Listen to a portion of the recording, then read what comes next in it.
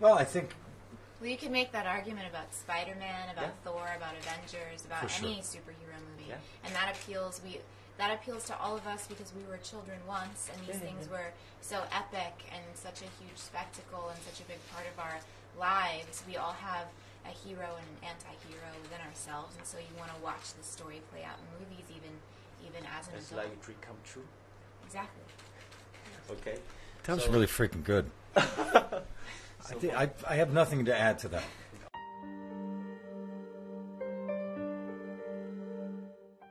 I loved them. I loved them so much. They were perfectly cast as their characters.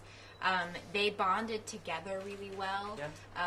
So they felt like brothers. Even when we were not rolling, they had that energy amongst each other. And I thought they were great, and they made those characters come alive and made my job so much easier because all I had to do was listen and watch what they were doing and react to it. So I loved them.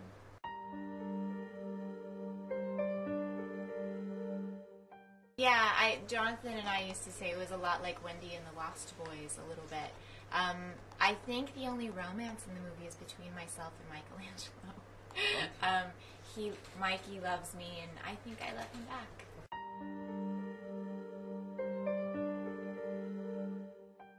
Well, I have worked with it before, but not to the extent that this film.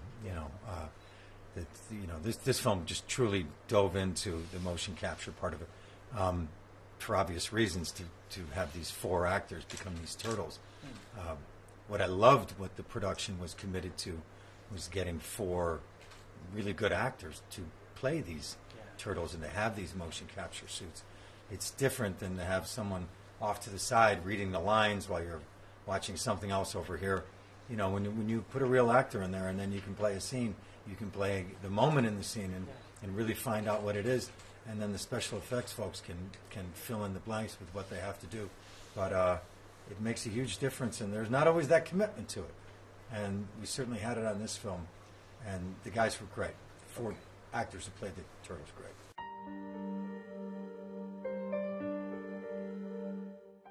Well, it follows the story. They're a family. They're obviously 4 brothers, and so you get the lesson of unity and supporting one another, and how that's so much better than trying to go on your own.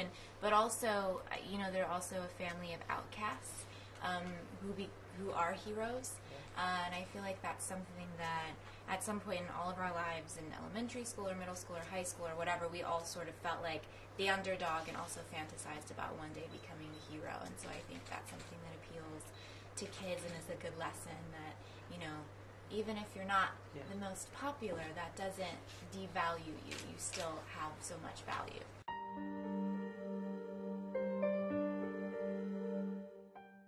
I think this April, she's just so much more involved in the Turtles' lives. She's got a familial tie to them that we haven't seen her have in the previous movies.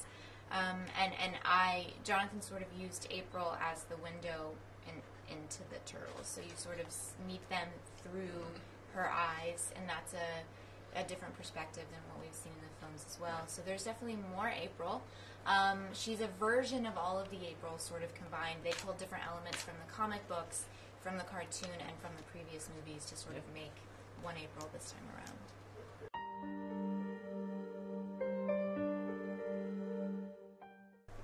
Well, we didn't really practice it. We shot it in 2 days, and I found out about it a couple of days before that.